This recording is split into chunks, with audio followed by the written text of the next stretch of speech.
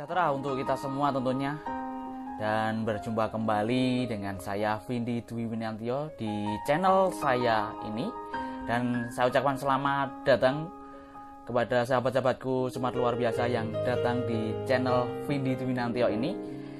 Saya ucapkan terima kasih kepada sahabat-sahabatku yang sudah subscribe, berkomentar, lalu like, dan mungkin ada yang share dan merasa bermanfaat. Tentunya saya ucapkan terima kasih yang sebesar-besarnya ya.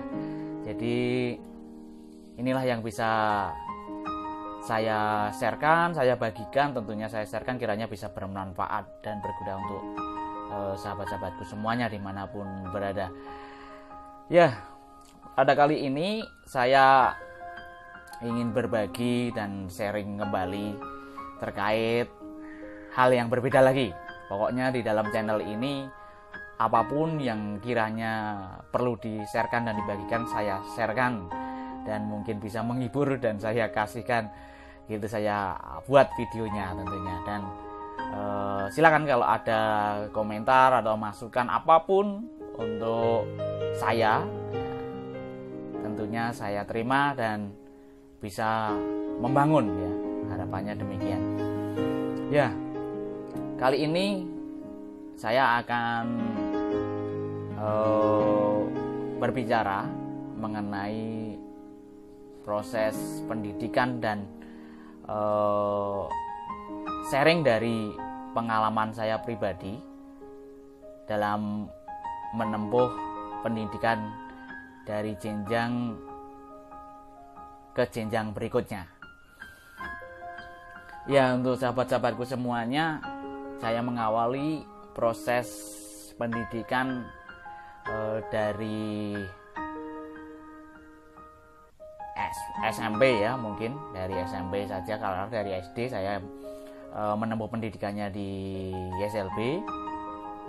Di SMP meskipun itu SMP yang khusus untuk tunanetra, tapi basisnya umum. Jadi dari kurikulumnya dan sistem pembelajarannya dan jam pembelajarannya sampai masuk dan selesai itu diikutkan pada umum. Jadi nggak ada pulang lebih awal, jadi pulangnya siang gitu. Nah, yang saya ceritakan adalah proses pendidikan dalam saya mendapatkan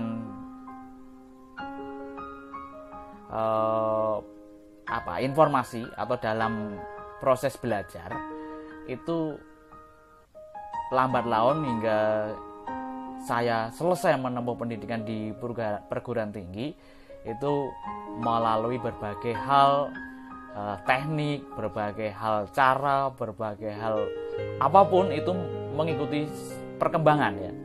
Jadi dari SMP itu ketika menulis itu full menggunakan Reglet. Nanti saya perkenalkan bagi sahabat-sahabatku yang awas, yang belum tahu informasi atau belum mendapatkan informasi mengenai Reglet itu apa alat tulisnya tunanetra. Jadi alat Reglet itu untuk membuat tulisan braille. Jadi untuk tulisan braille di kertas itu kami untuk tunanetra menggunakan Reglet itu. Jadi untuk mencatat ya, untuk mencatat. Jadi untuk mencatat itu menggunakan Reglet. Jadi dulu itu guru mendikte apapun yang dikatakan guru itu, bapak guru maupun ibu guru mendikte itu nulis pakai Reglet, tik tik tik tik tik tik tik tik tik tik tik tik gitu kan. Wah, itu sampai pokoknya bisa 2 jam pelajaran full itu pakai Reglet. Nanti saya di video berikutnya saya mungkin bisa bagikan. Lalu itu memang capek banget rasanya. Ke tangan itu rasanya pegel ya. SMA pun masih seperti itu. Jadi itu SMP 3 tahun, SMA masih seperti itu. Jadi LKS ya namanya. Dulu saya seingatnya LKS, kalau sekarang beda apa nggak tahu gitu. Di SMA pakainya apa namanya, buku paketnya itu disebut apa sekarang. Dulu pakai LKS-nya itu disalin, nah itu di braille. Jadi padahal kalau braille itu 2 kali lipatnya. Jadi kalau 1 lembar tulisan awas itu pada umumnya 2-3 lembar itu tulisan braille. Itu kalau disingkat ya Mas Yan. Tapi kalau nggak disingkat bisa 4-5 lembar. Satu lembar HPS itu tulisan awas kalau di braille kan bisa sampai 2-3 lembar gitu kalau ditulis biasa ya, nggak disingkat-singkat. Nah makanya tunanetra itu harus menguasai namanya tusing, tulisan singkat dulu itu, nah, biar nulisnya cepat gitu. Saya aja dulu sering ketinggalan waktu itu, pas waktu dikte guru itu ketinggalan, tak gitu, wah ketinggalan luar biasa. Akhirnya nanti kalau udah selesai jam pelajaran atau udah selesai sekolah, mungkin jam belajar malamnya itu kalau udah SMP ya, kalau bisa minta tolong sama teman suruh diktein ulang yang tulisannya lengkap. Dulu pengalamannya kayak gitu. Lalu kemudian di SMA kalau ketinggalan ya, kalau SMA sistemnya nulis pakai lidah gitu, yang untuk buat braille itu didikte sama teman sebelahnya, karena sekolahnya di umum ya. Jadi yang tunanetra waktu itu seangkatan saya cuma saya saja di sekolah saya. Jadi waktu itu saya didikte sama teman sebelahnya gitu. Nah, didikte gitu, dia membacakan apa yang ditulis sama bapak ibu gurunya itu di papan tulis, lalu dibacakan sama temennya, saya menulis. Itu setiap hari seperti itu prosesnya kayak gitu. Nah itu berjalan kurang lebih 2 tahun. Itu LKS pun minta tolong dibacakan. Wah ya, ada lagi dulu pakai pas waktu SMA pakai tape recorder ya. Tape recorder itu kecil, kayak bukan kayak Walkman, memang Walkman ya, tapi yang bisa ngerekord itu buat merekam pelajaran. Nah kayak gitu. Jadi merekam pelajaran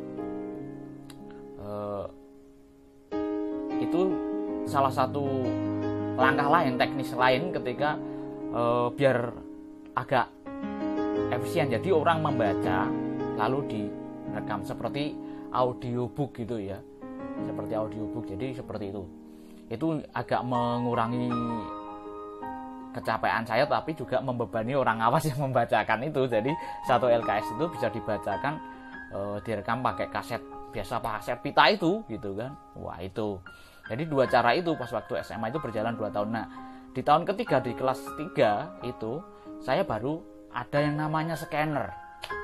Nah scanner ini fungsinya adalah untuk menyekan tulisan biasa itu, tulisan awas sebutannya, kami ya nyebutnya tulisan awas itu yang sering digunakan teman-teman awas.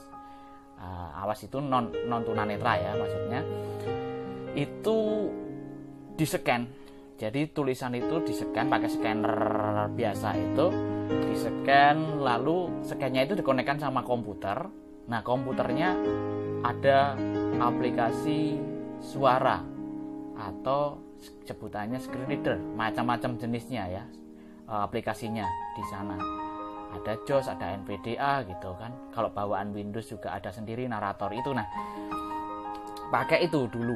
Jadi scan agak mengurangi beban orang lain, juga mengurangi capek saya, tinggal scan lalu baca. Jadi memang kerja 2-3 kali dibanding orang awas. Tunanetra itu di situ itu proses pembelajarannya, proses untuk menempuh pendidikan, proses untuk belajarnya itu memang kerjanya 2-3 kali. Jadi kalau teman-teman awas ini dibaca, misalnya dapat buku nih, paket, nah LKS, nah buku apa, dapat bisa langsung dibaca, dipelajari kan gitu. Kalau kami yang tunanetra itu kita bawa pulang buku itu, entah dari perpus maupun dari sekolah, paket atau LKS itu, bawa pulang, kita scan kita scan. Itu langkah pertama kan, kita scan, itu langkah pertama. Langkah kedua, belum nanti ngedit, jadi hasil scanan itu belum bisa maksimal juga hasilnya. Kadang tulisannya masih acak-acak dalam artian tandanya ada yang hilang dan sebagainya, pokoknya kayak gitulah. Jadi nggak sempurna sesuai dengan tulisan yang ada di tulisan di buku itu gitu. Jadi kadang ada katanya, ada huruf yang hilang, di dalam kata itu ada hurufnya hilang dan gitu. Itu harus mengedit gitu prosesnya. Nah, itu saya lakukan terus karena saya harus belajar, harus masukin waktu itu mau ujian nasional juga, jadi harus ngebut ya istilahnya gitu, harus belajar terus gitu. Nah, setelah itu ketika sudah di-scan dan edit, itu langkah kedua kan ngedit tuh. Langkah ketiga baru dibaca, dipelajari gitu, baru fokus belajar. Meskipun di dalam proses ngedit tadi bisa sambil baca ya, sambil ngedit gitu, tapi 2-3 kali itu langkah yang kami lakukan untuk tunanetra. Jadi proses untuk menempuh pendidikan itu kalau dibanding orang awas itu bedanya di situ itu. Ya dibilang susah ya nggak susah, memang harus seperti itu. Dan sebagaimana mestinya kita harus seperti itu. Jadi ada namanya itu menyesuaikan dengan cara tunanetra atau mengadaptasi atau memodifikasi dari dengan cara-cara yang mungkin akses untuk tunanetra gitu kan. Itu saya lakukan terus sampai lulus SMA. Lalu kemudian lulus SMA saya masuk di perguruan tinggi S1, prosesnya juga seperti itu. Jadi setiap dosen menjelaskan, nah, dulu kan nggak dikte, kalau di kuliah itu banyak menjelaskan. Nah, itu harus berinisiatif mana yang perlu ditulis dan mana yang tidak. Jadi harus meringkas gitu, mana yang penting-penting ditulis, mana yang tidak perlu ditulis, jadi harus ditulis. Nah, itu saya lakukan karena dulu saya belum punya laptop ya. Di waktu itu punyanya PC, kan gak mungkin ke kampus membawa PC menggendong PC gitu bawa ke kampus. Jadi saya nulisnya masih pakai Reglet waktu itu, menyiasatinya pakai tape recorder juga. Saya pikir nanti 2 kali saya malahan gitu kan, ya udahlah dengerin di situ, kiranya ada yang apa namanya penting saya catat gitu. Jadi memang harus rajin aja gitu waktu itu S1. Lalu kemudian dalam berjalannya waktu ada laptop. Saya puji Tuhan bisa memiliki laptop. Itu agak meringankan. Jadi di kampus saya bawa laptop. Jadi agak bergaya dikit lah. Teman-temannya udah bawa laptop sebelumnya. itu waktu itu teman-teman udah pada bawa laptop sebelumnya. Jadi berikutnya saya baru bawa laptop. Baru lebih agak lengkap itu nyatat-nyatatnya. Jadi lebih lumayan banyak yang dicatat. Jadi punya catatan banyak. Jadi selain mencatat memang harus harus benar-benar menangkap apa yang disampaikan oleh dosen gitu dulu. Jadi nggak bisa sambil tidur gitu, nggak bisa gitu. Ketiduran itu udah hilang gitu kan, karena kita nggak punya apa-apa lagi selain kita mendengarkan atau selain kita mencatat gitu kan, nggak punya bahan gitu. Jadi nanti susah kalau pas waktu ujian. Nah, waktu itu pakai laptop, lancar kan gitu. Lalu dengan berjalannya waktu, belum 1 semester mulai lobby-lobbynya adalah mengkomunikasikan antara saya dan dosen untuk sistem pembelajarannya bagaimana. Kan dulu belum berani itu saya waktu itu nanya-nanya ke dosen itu, saya mengakuin aja tuh waktu itu belum berani. Jadi nanyain gimana sistem pembelajaran saya, bagaimana, dan jadi belum saya komunikasikan. Lalu kemudian mungkin hampir semester akhir itu mau masuk, intinya masuk semester berikut, semester akhir dalam semester 1, jadi semester 1 akhir, nah gitu, dalam semester 1 akhir gitu baru saya komunikasikan. Semester 2 saya komunikasikan lagi, jadi saya komunikasikan terkait proses pembelajaran saya gimana. Akhirnya juga ada solusi lagi, bahwa dosen saya menawarkan gimana ya itu bisa baca file ini enggak PPT, PowerPoint gitu kan. Bisa Bu, bisa Pak. Nah gitu, kalau Pak dosen Pak, Bu gitu kan, ya bisa gitu. Coba Bu gitu, dikasihkan. Akhirnya saya kirim kasih flash disk saya, lalu di copy itu, lalu diserahkan ke ke saya lagi. Saya buka, oh bisa Bu, berarti sistemnya kayak gitu saja. Akhirnya saya tambah solusi lagi, itu agak memudahkan saya, jadi nggak kehilangan catatan lagi gitu, nggak bisa kami ingat-ingat lagi. Nah selanjutnya dalam proses perkuliahan seperti itu. Akhirnya saya selalu mengkomunikasikan proses pembelajaran saya dengan dosen saya. Jadi saya harus aktif ya, jadi harus aktif menanyakan kepada dosen. Jadi biar tidak terjadi miss antara dosen dengan mahasiswa, khususnya mahasiswa tunanetra ya, harus aktif. Jangan ketika masuk duduk diam aja, tapi harus dikonsultasikan mau gimana sistemnya Pak, saya ujiannya nanti boleh nggak pakai pendamping dan sebagainya, itu dikomunikasikan. Terus pendampingnya ambil dari luar atau dari dalam, itu dikomunikasikan, atau disediakan kampus. Karena dulu kampus itu belum kayak ibaratnya lebih terbuka kayak sekarang itu. Jadi masih banyak yang belum paham gitu kan, karena sosialisasi juga minim kan gitu. Jadi harus dikomunikasikan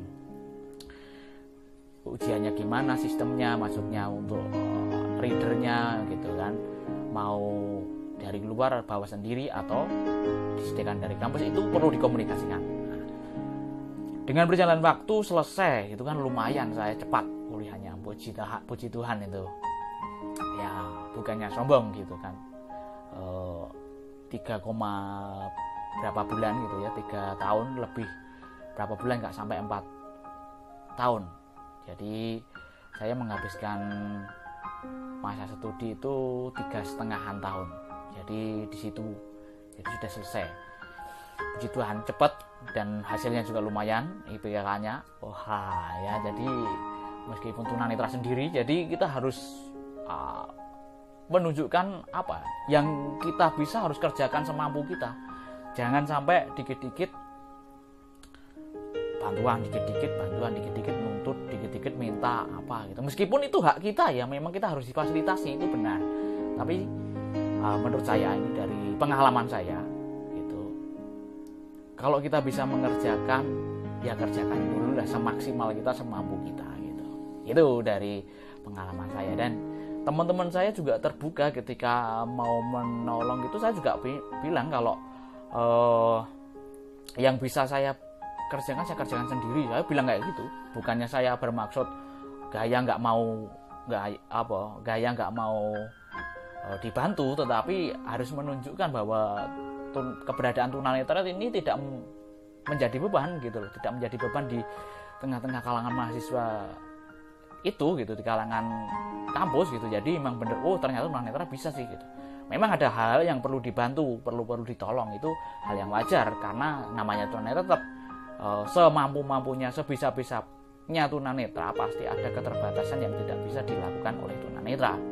Jadi perlu namanya minta tolong, minta bantuan orang lain, itu memang perlu, tetapi jangan dikit-dikit minta tolong gitu kan.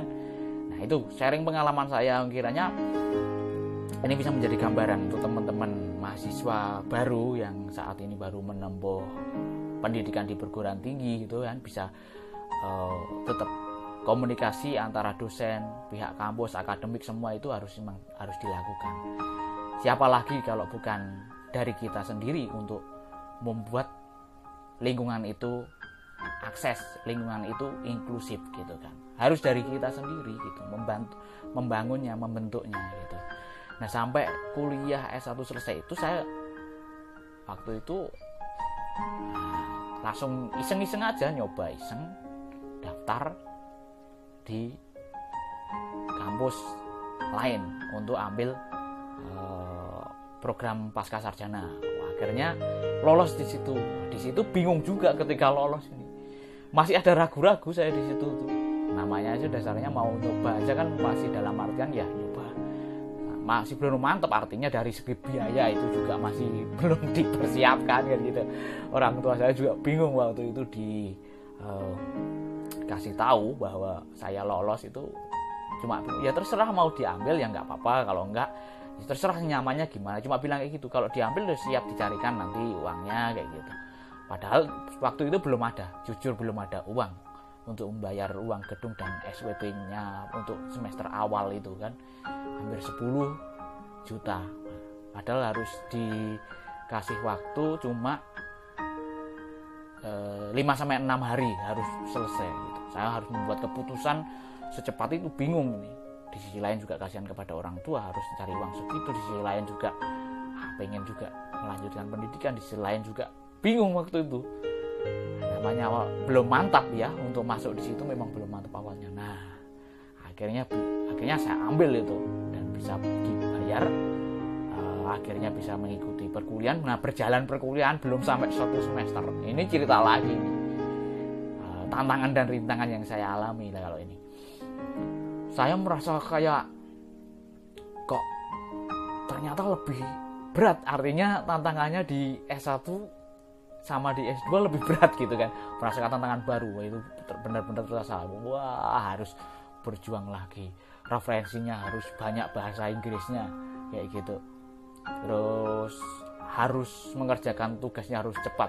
Wah, itu benar-benar ekstra saya.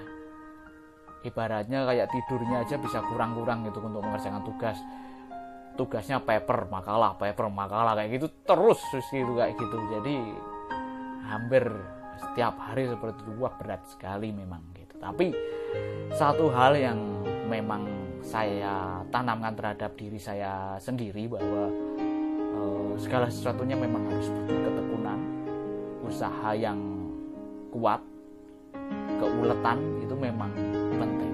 Kalau enggak ya memang bisa mundur. Waktu itu memang berat sekali, kayak tidak kayak sanggup nggak ini sampai 1 semester, nanti bisa lulus nggak semester ini. Pikirannya udah kayak gitu karena memang berat waktu itu. Tapi ya itulah, yakinlah terhadap diri sendiri. Untuk teman-teman tunanetra ya, yakinlah terhadap diri sendiri bahwa segala sesuatunya kalau kita kerjakan dengan sungguh-sungguh pasti menghasilkan sesuatu hal yang luar biasa. Nah, akhirnya semester 1 lolos, semester 2 lolos. Nah, akhirnya bisa lolos. Akhirnya di situ, wah, ternyata saya bisa. Wah, semakin semangat dan akhirnya bisa untuk mengerjakan lebih lanjut. Kayak gitu ceritanya teman-teman semuanya. Nah, untuk orang awas ya, informasi bahwa memang proses pendidikannya untuk tunanetra itu bisa dikatakan ribet orang yang melihatnya itu gitu. Tapi memang seperti itu prosesnya gitu. Buku tebal mungkin 500 halaman kalau di S2 itu 500 halaman, 400 halaman itu hal yang biasa. Itu harus dibaca gitu kan. Nah, di situ itulah beratnya yang saya maksud tadi. Jadi harus menyeken itu. Nah, itu semoga segitu. Kendalanya belum kalau tiba-tiba aplikasinya hang atau laptopnya hang, tulisan yang sudah scan itu kira-kira sudah separuh halaman hilang. Nah, itu pernah terjadi, saya alami juga. Tapi itulah tantangan dan rintangan dalam menempuh pendidikan seorang tunanetra. Memang harus butuh suatu usaha yang lebih ekstra gitu ya. Jadi pemaknaan saya ini memang usaha yang harus dihadapi, dan sebagaimana mestinya sebagai seorang mahasiswa pada umumnya juga harus berusaha gitu. Jadi memang tidak mudah, tetapi memang banyak rintangan gitu kan, tetapi kita harus melakukan itu dengan senang hati meskipun ya berat gitu kan gitu, tapi tetap semangat saja. Jadi untuk teman-temanku semuanya yang tunanetra, tetaplah semangat ketika menempuh pendidikan di perguruan tinggi. yang notabene di situ tunanetranya cuma satu, harus kita bawa bahwa nama tunanetra itu tidak seperti yang dibayangkan oleh masyarakat pada umumnya. Stereotip atau pandangan-pandangan negatif yang sering ditanamkan atau diberikan atau dilabelkan kepada seorang tunanetra bahwa kadang tunanetra itu membuat repot orang lain, kadang tunanetra nanti gimana dan gimana. Nah, itu kita rubah sama-sama. Di mana kita berada, disitulah kita merubah lingkungan yang ada di situ pelan-pelan gitu ya, melalui komunikasi, melalui tingkah laku, contoh aktivitas kegiatan gitu. Dulu maupun ruangannya dimanapun saya berusaha menghafal. Jadi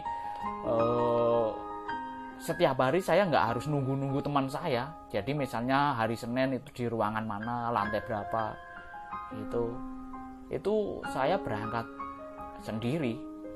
1 minggu kurang lebih saya ya menghafal lingkungan di ruang-ruang itu. 1 minggu lah, 2 minggu udah hafal. Habis itu udah saya kalau berpindah kelas ke kelas lain gitu ya udah sendiri aja. Kalau mau masuk dari awal ya pagi gitu ya udah gitu, nggak harus tunggu saya di mana gitu. Nah, itu perlu kita jalankan. Jadi biar tidak ada nanti orang awas merasa terbebani atau merasa berat atau merasa merepotkan gitu. Itu kita rubah. Padahal memang nggak ada sih, tunanetra itu nggak ada ya merepotkan gitu. Memang mampu. Makanya kita harus tanamkan dari diri sendiri, khususnya untuk tunanetra ya. Untuk teman-teman tunanetra, kita tanamkan bahwa kita itu bisa, bahwa kita itu bisa bersaing dengan teman-teman non difabel, teman-teman awas gitu ya. Kita bisa bersaing, bisa berkompetisi dengan sehat, kita bisa meraih prestasi gitu kan, luar biasa ya gitu.